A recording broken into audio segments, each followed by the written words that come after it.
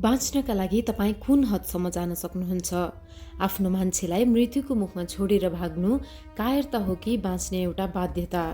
28 हप्तापछि जब लन्डन सहर फेरि बौरिँदै थियो, एउटा गल्तीले सबै कुरा खरानी बनाइदियो। आज म एउटा यस्तो मुभीको कुरा गर्दैछु जहाँ एउटा मायाको स्पर्शले सहरमा लासको थुप्रो बिछाइदिन्छ। 28 विक्स लेटर। यो मात्र भाइरसको कथा होइन, यो कथा हो डर, धोका र पश्चातापको। हेलो एन्ड नमस्कार, welcome to thrill and reveal, जहाँ म तपाईँलाई थ्रिलर र मिस्ट्री मुभीको डिटेल एक्सप्लेनेसन दिनेछु। आज म एक्सप्लेन गर्दैछु 2007मा रिलिज भएको मुभी 28 विक्स लेटर। यो मुभीले आइएमडिबीमा पाएको छ 6.8 को रेटिङ। मुभी सुरु हुन्छ ब्रिटेन कन्ट्री साइडको एक घरबाट। यो घरमा डन, उसको वाइफ एलिस, क्यारेन, ज्याकब र एक वृद्ध कपल छन्। उनीहरू यहाँ इन्फेक्टेडबाट लुकेर बसिरहेका छन्।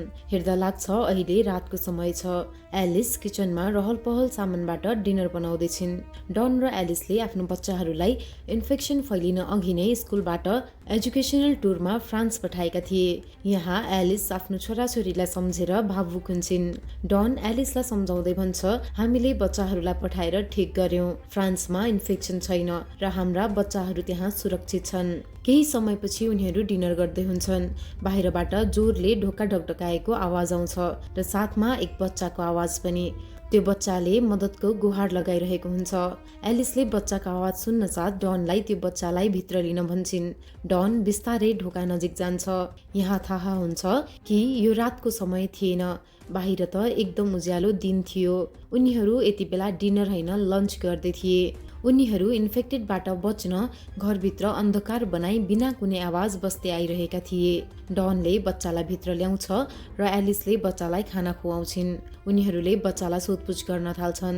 बच्चाले बताउँछ, मेरो आमा बुबा दुवैजना इन्फेक्टेड भएर मलाई खान म पछि दौडिरहेका थिए। यो सुनेर डराउँदै उनीहरू सोध्छन्, अरू कति इन्फेक्टेड थिए तिम्रो पछि? बच्चा बताउँछ, अरू पनि धेरै थिए। यता क्यारेन भने ढोकाको सानो कुनाबाट बाहिर हेर्दै हुन्छन् कि त्यहाँ अचानक एउटा इन्फेक्टेड आएर उनलाई आक्रमण गरिदिन्छ र उनी पनि केही सेकेन्डमा नै इन्फेक्टेड हुन्छन्। त्यसपछि एक एक गरी इन्फेक्टेडको ठुलो ग्रुपले नै घरमा हमला गर्छ। ती वृद्ध जोडी पनि इन्फेक्टेडको हातबाट मारिन्छन्। बच्चा माथितिर दौडिन्छ। एलिस पनि बच्चाको पछि जान्छन्।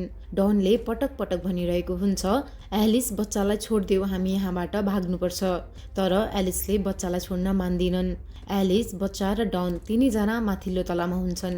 इन्फेक्टेडको हुल पनि त्यहाँ पुग्छ। एलिस र बच्चा कोठाको एउटा साइडमा हुन्छन् र डन भने बाथरुमको ढोका छेउमा हुन्छ। इन्फेक्टेड एलिस र बच्चापट्टि जान्छन्। यहाँ एलिसले डनसँग पटक पटक मद्दत माग्छिन्, तर यति धेरै इन्फेक्टेड देखेर डन डराउँछ र आफ्नो ढोका बन्द गरिदिन्छ। त्यसपछि डन बाथरुमको झ्यालबाट छलाङ लगाएर बाहिर निस्कन्छ र नजिकको नदीतर्फ दौडन्छ। ऊ बाहिर निस्कन साथ वरिपरिका सयौं इन्फेक्टेड उसको पछि लाग्छन्। ऊ डराउँदै दौडिरहन्छ। उता एलिसले झ्यालबाट हेर्दै चिच्याउँदै मद्दत मागिरहेकी हुन्छन्। डन जति टाढा जान्छ त्यति एलिसको आवाज सुनिन छोड्छ। केही पर पुगेर डन पछाडि फर्किएर हेर्छ, तर त्यो झ्यालमा अब एलिसलाई देख्दैन। मतलब एलिस पनि इन्फेक्टेडको शिकार भइसकिन्। डन नदीमा पुग्छ। ज्याकब अघि नै त्यहाँ पुगेर बोट खोल्दै हुन्छ। अब दुईजना मिलेर बोट त खोल्छन्, तर त्यस बेला उनीहरूलाई इन्फेक्टेडको ठुलो ग्रुपले घेरिसकेको थियो। यसै अफरातफरीमा ज्याकब बोटको मोटर अन गर्न पानीमा उत्रिन्छ र इन्फेक्टेडले उसलाई पनि आक्रमण गरिदिन्छन् र ऊ पनि केही सेकेन्डमा नै इन्फेक्टेड हुन्छ। डन भने इन्फेक्टेडबाट बचेर बोटमा भाग्छ। ऊ जाँदै गर्दा घरतिर फर्किएर हेर्छ। अब त्यहाँ सुनसान थियो। डन आँखामा आँसु र मनभरि गिल्ट लिएर त्यहाँबाट जान्छ। अब मुभी जम्प गर्छ 28 विक्स लेटर। 28 हप्ता लगभग 7 महिनापछि इन्फेक्टेड भएका सबै मानिसहरू भोकले गर्दा मरिसकेका छन्, किनकि इन्फेक्टेड खाना खाँदैनथे। उनीहरू केवल रगत र हिंसाको पछि लाग्थे। त्यसैले 28 हप्ता पुग्दा बेलायतका सडकहरू लासले भरिएका छन्, तर कोही पनि जीवित संक्रमित भने बाँकी छैनन्। बेलायत अब पूर्ण रूपमा अमेरिकी सेनाको नियन्त्रणमा छ। उनीहरूले लन्डनलाई सुरक्षित बनाउने र मानिसहरूलाई फेरि बसाउने काम सुरु गरेका छन्।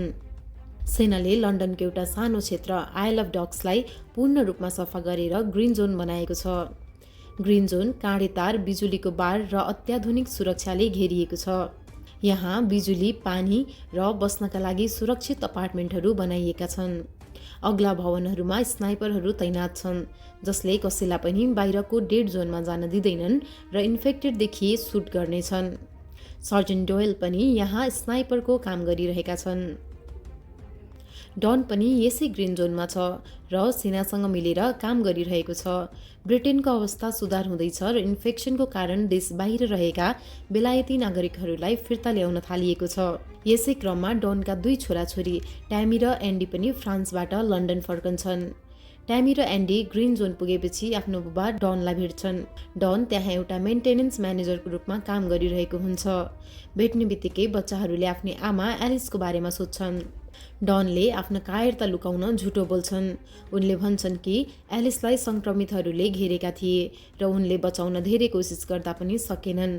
बेलायत बाहिरबाट आएका मानिसहरूलाई चेकअपको लागि लगिन्छ। यहाँ डाक्टर स्कारलेटले एन्डीको चेकअप गर्छिन्। डाक्टर स्कारलेट अमेरिकाबाट भाइरसमा रिसर्च गर्न आएकी हुन्।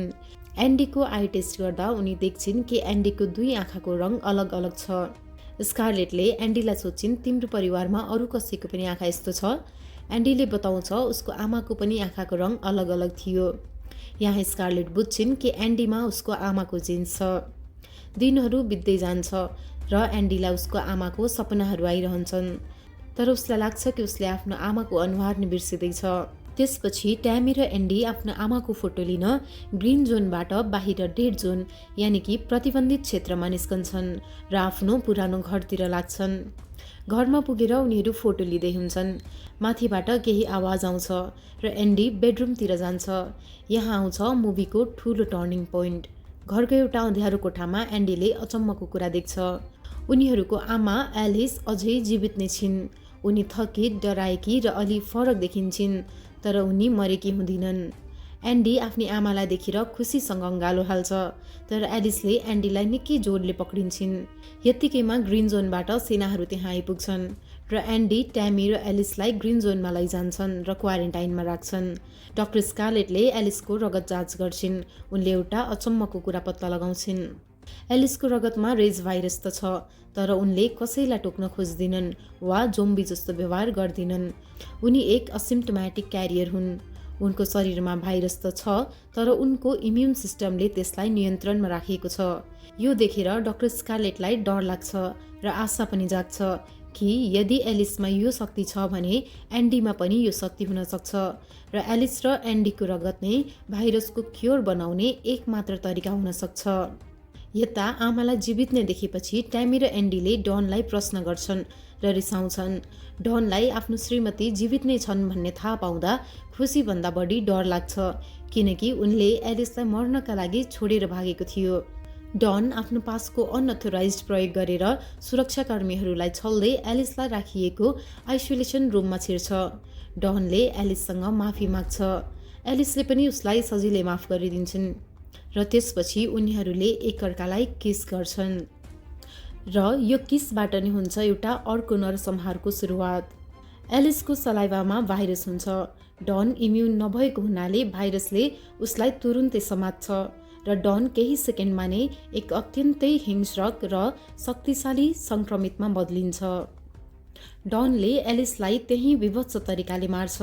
त्यसपछि बाहिर निस्केर सुरक्षा गार्डहरू र अन्य नागरिकहरूलाई पनि आक्रमण गर्न थाल्छ। भाइरस डढेलो चाहिँ फैलिन थाल्छ। सुरक्षित मानिएको ग्रिन जोनभित्रै सङ्क्रमितहरूको सङ्ख्या बढ्न थाल्छ। उता एन्डी र ट्यामीलाई पनि आइसोलेसनमा नै राखिएको थियो। उनीहरूसँग एक सेना हुन्छन्। बाहिर होहल्ला सुनेर उनी बाहिर निस्कन्छन् र केही समयपछि ऊ आफै इन्फेक्टेड भएर फर्कन्छन् र बच्चाहरूलाई आक्रमण गर्न खोज्छन्। डाक्टर स्कारलेटले बच्चाहरूलाई आइसोलेसन रुमबाट बचाएर आफूसँग लैजान्छन्, तर मानिसहरूको हुलदङ्गामा एन्डी, ट्यामी र स्कारलेटबाट छुट्टिन्छ। डनले क्याम्पमा सङ्क्रमण फैलाउन थालेपछि स्थिति पूर्ण रूपमा नियन्त्रण बाहिर जान्छ र अवस्था भयानक नरसंहारमा परिणत हुन्छ। सेनाले सबै नागरिकहरूलाई सुरक्षित राख्न लकडाउन गरेर कोड रेड जारी गरिदिन्छ, जसअनुसार नन इन्फेक्टेड मानिसहरूलाई एउटा हलमा थुनेर राखिन्छ। यस समयसम्म क्याम्पमा इलेक्ट्रिसिटी पनि काटिन्छ र अन्धकार छाउँछ। एन्डी मानिसहरूको ग्रुपसँगै एक हलमा बन्द हुन्छ। ऊ हलको एउटा कुनामा बसिरहेको हुन्छ। उसले कसैले जोडले ढोका ढकढकाउँदै गरेको देख्छ। एन्डी केही नजिक गएर हेर्दा त्यहाँ उसले इन्फेक्टेड भइसकेको आफ्नो बुबा डनलाई त्यो भयानक रूपमा देख्छ। डन मानिसहरू भएको हलभित्र छिर्छ, तर मानिसहरूको भिडले गर्दा एन्डी कता हराउँछ थाहै हुँदैन। अँध्यारो कोठामा डनले अन्धाधुन्ध मानिसहरूलाई टोक्न थाल्छ। त्यहाँभित्र यति छिटो भाइरस फैलिन्छ कि मानिसहरू एकअर्कालाई किल्चिएर सेफ रुमको ढोका फोडेर बाहिर भाग्न सुरु गर्छन्। यसबीचमा एन्डी भने मानिसको भिडमाथिबाट एउटा भेन्टिलेसन डक्टभित्र छिर्छ। यता सेफ रुमको ढोका खुल्छ। सयौं सङ्क्रमितहरू र स्वस्थ मानिसहरू सडकमा एकैसाथ निस्कन्छन्। सडकमा मानिसहरूको भिड निस्किएपछि छतमा बसेका स्नाइपरहरू अन्योलमा पर्छन्। सुरुमा उनीहरूलाई केवल सङ्क्रमितलाई मार्ने आदेश दिइन्छ, तर भिडमा को इन्फेक्टेड छ र को नन इन्फेक्टेड हो भनेर छुट्याउन असम्भव हुन्छ। त्यसपछि स्नाइपर्सलाई इन्फेक्टेड नन इन्फेक्टेड सबैलाई मार्न आदेश दिइन्छ। सर्जन डोयलले पनि अर्डर अनुसार आँखा अघि आएका जो कोहीलाई सुट गर्न थाल्छन्। एन्डी भेन्टिलेसन डक्टबाट बाहिर निस्केर आउँछ। यहाँको अवस्था सेफ रुमभन्दा राम्रो थिएन। इन्फेक्टेड र नन इन्फेक्टेड उस्तै पारामा दौडिरहेका छन्। यो समयमा सेनालाई कोड रेड अन्तर्गत जो देखिन्छ उसैलाई मार्ने आदेश दिएको थियो। तर डोयलले जब आफ्नो स्कोपबाट एन्डीलाई देख्छन् तब एउटा इन्फेक्टेड एन्डीको नजिक पुग्छ। डोयलले इन्फेक्टेडलाई त मार्छन्, तर उनले एन्डीलाई मार्न सक्दैनन्। उनले आफ्नो कमान्डरलाई रेडियोमा भन्छन्, मसँग टार्गेट्स त छन्, तर उनीहरू सिभिलियन्स हुन्। आफ्नो कमान्डरले सबैलाई मार भनेर बारम्बार आदेश दिँदा पनि डोयलको मानवताले त्यो मान्दैन। उनी आफ्नो सुरक्षित छत छोडेर तल सडकमा ओर्लिन्छन्। उनलाई थाहा छ कि अब उनी सेनाको नजरमा भगौडा भइसकेका छन् र सेनाले उनलाई पनि मार्न सक्छ। अरू स्नाइपर्सले भने जेनरलको आदेशमा सबैमाथि अन्धाधुन्ध गोली बर्साइरहेका हुन्छन्। जब सर्जन डोयलले एन्डीलाई आक्रमण गर्ने लागेको इन्फेक्टेडलाई गोली हान्छन्, त्यसपछि एन्डी केही गरेर सडकबाट मेड सेन्टरभित्र जान्छ। त्यहाँ उसको डाक्टर स्कारलेट र ट्यामीसँग भेट हुन्छ, जहाँ उनीहरू पनि इन्फेक्टेडबाट बचेर बसिरहेका हुन्छन्। यहाँ उनीहरूसँग अरू मानिसहरू पनि हुन्छन्। एक वृद्ध महिलाले बाहिर सेनाले मानिसहरूलाई अन्धाधुन्ध मारेको देखेर तनावपूर्ण भावमा यिनीहरूले के गरिरहेछन् भन्छन्। अनि स्कारलेट बताउँछिन् यो कोड रेड हो। यसमा पहिले इन्फेक्टेडलाई मारिन्छ, त्यसपछि रोकथामको लागि लकडाउन र आइसोलेसन गरिन्छ। त्यसपछि कोड रेडको अन्तिम चरणमा इन्फेक्टेड नन इन्फेक्टेड सबैलाई मारिन्छ र यो कोड रेडको अन्तिम चरण हो। यसपछि माहौल अझ त्रसित बन्छ अनि त्यहाँ डोयल पनि आउँछन् र एक ग्रुप बन्छ। डोयलले बच्चाहरूलाई र अरू सिभिलियन्सलाई प्रोटेक्ट गर्दै त्यहाँबाट बाहिर लान सुरु गर्छन्। त्यसबेला फ्लिन, जो हेलिकप्टर पाइलट हुन् र डोयलको साथी पनि हुन्, उनले खबर गर्छन् कि अबको 4 मिनेटमा डिस्ट्रिक्ट 1 यानि कि डोयल र ग्रुप भएको एरियालाई फायर बमले पूर्ण रूपमा ध्वस्त पारिँदैछ। फ्लिनले डोयललाई एक पार्कमा पुग्नु भन्छन्, जहाँबाट उनले डोयललाई रेस्क्यु गर्नेछन्। यसपछि डोयलले अझ चाँडो ग्रुपलाई डिस्ट्रिक्ट 1बाट बाहिर लान थाल्छन्, तर सडकमा दौडिरहेका बेला छतमा बसेका स्नाइपर्सले उनीहरूमाथि गोली बर्साउँछन्, जसमा ती वृद्ध महिलासहित अरू 2 जना सडकमा नै ढल्छन्। यहाँ स्कारलेटलाई पनि खुट्टामा गोली लाग्छ। त्यसपछि एन्डीको मद्दतले स्नाइपर्सलाई डिस्ट्र्याक्ट गरेर डोयलले छतबाट उनीहरूलाई टार्गेट गरिरहेको स्नाइपरलाई मारिदिन्छन् र बाँकी रहेको ग्रुपलाई लिएर फ्लिनले भनेको ठाउँतर्फ लाग्छन्।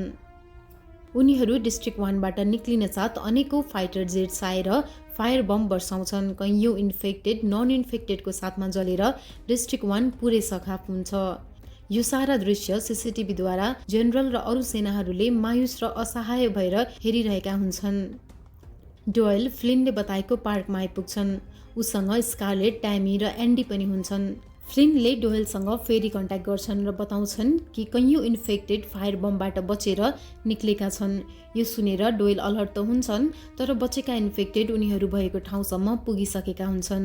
फ्लिन पनि हेलिकप्टरमा त्यहाँ आइपुग्छन्, तर डोयलसँग अरू पनि सिभिलियन्सलाई देखेर रेस्क्यु गर्न मान्दैनन्। अरू सिभिलियन्सलाई रेस्क्यु गरेर आफूसँग लिएर जाँदा फ्लिनलाई नै पनि सेनाले मार्न सक्थ्यो। इन्फेक्टेड धेरै नजिक आएपछि डोयललाई एक स्टेडियममा आउन भनेर फ्लिन त्यहाँबाट जान्छन्। जाँदा जाँदै उनले हेलिकप्टरको पङ्खाले केही इन्फेक्टेडलाई पनि मारेर जान्छन्। बचेका इन्फेक्टेड फेरि डोयल र ग्रुपको पछि लाग्छन्। इन्फेक्टेडहरूबाट बचेर भाग्दै गर्दा डयलले सहरमा नर्भ ग्यास रिलिज भएको कुरा थाहा पाउँछन्। त्यसपछि ग्यासबाट बच्नका लागि उनीहरू सबैजना एउटा कारमा पस्छन्। कारको वरिपरि पनि इन्फेक्टेड आएर सिसाहरू फुटाउन खोज्छन्। तर यति बेलासम्म फायर बमबाट बचेका इन्फेक्टेडलाई मार्नका लागि सेनाले रिलिज गरेको नर्भ ग्यास त्यहाँसम्म पनि आइपुग्छ र ग्यासले गर्दा ती वरिपरिका इन्फेक्टेड पनि मर्न थाल्छन्। स्टेडियम जानलाई स्कारलेटले त्यो कार स्टार्ट गर्न खोज्छिन् तर कार चल्दैन। सेनाले सहरमा नर्भ ग्यास छोडेपछि सबै इन्फेक्टेड र नागरिकहरू मरिसकेका हुन्छन्। स्कारलेट, ट्यामी र एन्डी गाडीभित्र सुरक्षित हुन्छन् तर गाडी स्टार्ट हुँदैन। ठ्याक्कै त्यही बेला सेनाको आगो फ्याँक्ने टोली सडकमा जे बाँकी छ त्यसलाई जलाउन अगाडि बढिरहेको हुन्छ। डयलले थाहा पाउँछन् कि यदि गाडी स्टार्ट भएन भने सबैजना जिउँदै जल्नेछन्। डयल गाडीबाट बाहिर निस्कन्छन्। बाहिर अझै ग्यास बाँकी नै हुन्छ तर उनी आफ्नो श्वास रोकेर गाडीलाई पछाडिबाट जोडले धकेल्न थाल्छन्। उनी आफ्नो पुरै शक्ति लगाएर गाडीलाई गति दिन्छन्। गाडी अगाडि बढेपछि डयल पछाडि एक्लै छुट्छन्। त्यही बेला सेनाका मानिसहरू त्यहाँ आइपुग्छन्। उनीहरूले डयललाई पनि एक इन्फेक्टेड सम्झेर सिधै उनीमाथि आगो बर्साउँछन्। डयल त्यही सडकमा जिउँदै जल्छन्। गाडीभित्रबाट ट्यामी र एन्डीले आफ्नो रक्षक डयललाई जलिरहेको देख्छन्। उनीहरू स्तब्ध हुन्छन् तर स्कारलेटले उनीहरूलाई बचाउनका लागि गाडी नरोकी अघि बढ्छिन्। गाडीमा पनि सेनाको हेलिकप्टरबाट गोली बर्साउन थालिन्छ। त्यसपछि स्कारलेटले बच्चाहरूलाई लिएर अन्डरग्राउन्डको बाटो रोज्छिन्। सबवेमा बिजुली हुँदैन त्यसैले त्यहाँ केही पनि देखिँदैन। स्कारलेटले आफ्नो राइफलमा भएको नाइट भिजन स्कोप प्रयोग गरेर ट्यामी र एन्डीलाई बाटो देखाउँछिन्। हिँड्दै जाँदा उनीहरू एउटा सिँढीमा पुग्छन् जहाँ धेरै लासहरू हुन्छ। त्यहाँको डरलाग्दो अँध्यारोले गर्दा एन्डी र ट्यामी दुवै त्यहाँबाट लड्छन्। स्कारलेट दुईजनालाई नै त्यो भयानक अन्धकारमा खोज्न सुरु गर्छिन्। ट्यामी त भेटिन्छन् तर एन्डी अझै देखिँदैन। स्कारलेट एन्डीलाई खोज्न पछाडि फर्किन्छन्। अचानक त्यो अन्धकारबाट डन निस्किन्छ। स्कारलेटले गोली चलाउन खोज्छिन् तर डनले उनलाई निकै क्रूरतापूर्वक आक्रमण गरेर मारिदिन्छ। स्कारलेट जसले मुभीभरि ती बच्चाहरूलाई बचाउन आफ्नो ज्यान जोखिममा राखेकी थिइन्, यही अँध्यारोमा एक्लै उनको अन्त्य हुन्छ। स्कारलेटलाई मारिसकेपछि डनले एन्डीलाई फेला पार्छ। अब डनमा कुनै मानवीय भावना बाँकी हुँदैन। उसले एन्डीलाई समातेर घाँटीमा टोकिदिन्छ। त्यही बेला ट्यामी पनि त्यहाँ आइपुग्छिन् र यो दृश्य देखेर स्तब्ध हुन्छन्। ट्यामीले स्कारलेटको राइफल उठाउँछिन्। राफ नेबुबा डनलाई गोली हानेर सधैँका लागि सिद्ध्याइदिन्छन्। यो ट्यामीका लागि निकै पीडादायी क्षण हुन्छ। एन्डीलाई लाग्छ कि ऊ पनि इन्फेक्टेड भयो र ट्यामीलाई अब ऊबाट खतरा छ। यो सोचेर ऊ ट्यामीबाट टाढा अँध्यारो सुरुङतिर दौडिन्छ। ट्यामी पनि आफ्नो भाइको पछि दौडिन्छन्। केही समय बित्दा पनि एन्डीमा इन्फेक्सनको कुनै सिम्टम्स देखिँदैन। यानि स्कारलेटले भनेअनुसार नै एन्डीमा पनि उसको आमा एलिसको जस्तो स्पेसियल इम्युनिटी थियो। त्यसपछि एन्डी र ट्यामी स्टेडियममा पुग्छन्। त्यहाँ फ्लिन अघि नै आइसकेको हुन्छन्। फ्लिनले उनीहरूलाई डयलको बारेमा सोध्छन् र ट्यामी भन्छन् अब हामी दुई मात्र छौँ। फ्लिनले ट्यामी र एन्डीको आँखा हेर्छन्। उनीहरू दुवै नर्मल देखिन्छन्। मानवताको नाताले वा डयलप्रतिको सम्मानले गर्दा फ्लिनले उनीहरूलाई हेलिकप्टरमा चढ्न अनुमति दिन्छन्। फ्लिनले हेलिकप्टर उडाउँछन् र त्यो लन्डनको विनाशकारी दृश्यलाई छोड्दै उनीहरू समुद्र पार गरेर फ्रान्सतिर लाग्छन्। हेलिकप्टरभित्रको दृश्य निकै गम्भीर हुन्छ। एन्डी र ट्यामी चुपचाप बसिरहेका छन्। उनीहरूलाई लाग्छ कि उनीहरूले युद्ध जिते तर उनीहरूलाई थाहा हुँदैन कि उनीहरूले भाइरसलाई पनि आफूसँगै लिएर जाँदैछन्। मुभीको अन्तिम दृश्यमा जब 28 डेज लेटर लेखिएको स्क्रिन आउँछ हामी फ्लिनको त्यही हेलिकप्टर देख्छौँ जसले ट्यामी र एन्डीलाई लन्डनबाट बचाएर ल्याएको थियो। तर त्यो हेलिकप्टर फ्रान्सको एउटा ठाउँमा रित्तो र अलपत्र अवस्थामा पल्टिएको हुन्छ। यसको अर्थ यो हो कि यात्राको क्रममा वा अवतरणपछि त्यहाँ केही नराम्रो घटना घट्यो। हेलिकप्टरको रेडियोबाट कसैले फ्रान्सेली भाषामा निकै डराएको आवाजमा मद्दत मागिरहेको सुनिन्छ। यसले के प्रमाणित गर्छ भने भाइरस अब बेलायतबाट निस्किएर मेनल्यान्ड युरोपमा पनि फैलिसकेको छ। क्यामेरा बिस्तारै घुम्छ र हामी फ्रान्सको गौरव आइफेल टावर देख्छौँ। तर त्यो सहर अब उज्यालो र सुन्दर छैन। हामी सयौंको सङ्ख्यामा इन्फेक्टेड चिच्याउँदै आइफेल टावरतिर सडकमा दौडिरहेको देख्छौँ।